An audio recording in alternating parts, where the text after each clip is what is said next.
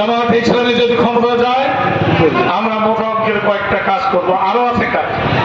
আমার প্রোগ্রামগুলোতে আমি আশ্চর্য হয়ে গেছি, 95 to 98 যুবক।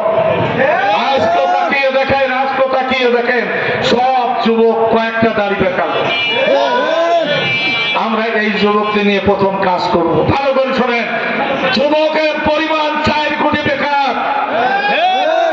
এই 4 কোটি বেকারকে, বেকার যুবকের কাছে হাতে কাজ এবং চাকরির আদৌ পর্যন্ত এই দেশের উন্নয়ন করা সম্ভব হবে না।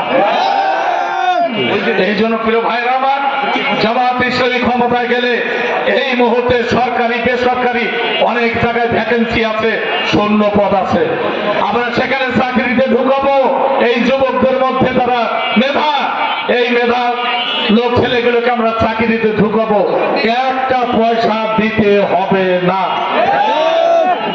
কিন্তু ওই দল যদি ক্ষমতায় যায় লাখ লাখ টাকা ছাড়া চাকরি পাবেন না। শুধু তাই না, লক্ষ লক্ষ টাকা নেওয়ার পর যদি চাকরি দিতে না পারে টাকা ঘুরিয়েও দেবে না। এরপর যদি কোন যুবক উদ্যোক্তা হতে চায়, কল কারখানা গার্মেন্টস ইত্যাদি বানাইতে চায়, ব্যবসা করতে চায়, ব্যাংক থেকে সহজ শর্তে লোন দিয়ে তাদেরকে এই যে চালু করা হবে, সেখানেও হাজার হাজার লক্ষ লক্ষ যুবক চাকরি পাবে।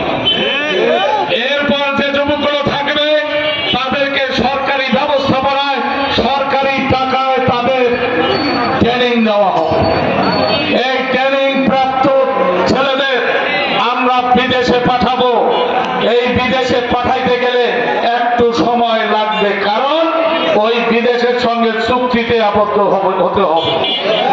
এই চুক্তিপত্র করা এবং এই ট্রেনিং প্রাপ্ত ছেলেদেরকে বিদেশ পাঠানো পর্যন্ত ওই ছেলেদেরকে বেকার ভাতা দেওয়া হবে।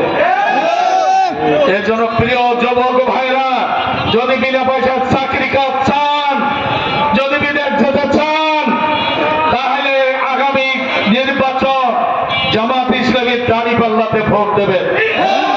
নতুবা কোন দল আপনাদের ভাগ্যে পরিবর্তন করতে পারবে না।